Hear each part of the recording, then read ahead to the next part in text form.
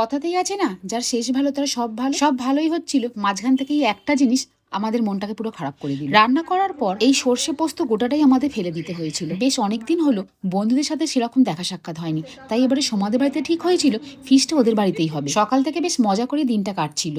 টিফিনে ছিল এইরকম আলুর তরকারি, এটাই পরোটা, আর সঙ্গে ছিল আলু ভাজা, আর ছিল বন্ধুদের সঙ্গে দেদার মজা। আমরা চার বন্ধুই খেতে খুব ভালোবাসি, তাই যখনই সবার সময় সুযোগ হয় কারোর না কারোর বাড়িতে মাঝে মধ্যে একটু ফিস্ট করে নিই। আজকের মেনুতে ছিল মাছের মাথা দিয়ে সোনামুগের ডাল, আর ঠিক এইরকম সাইজের পাবদা মাছ। একটা মাছ মোটামুটি এক বেগদার থেকেও বেশি। অবশ্য পাবদা মাছ একটু বড় না হলে ভালো লাগে না। আর মাছগুলো ছিল বেশ টাটকা। আসলে ফিস্ট করার মূল উদ্দেশ্য ছিল কিন্তু লোটে মাছের ঝুড়ো খাবার জন্য।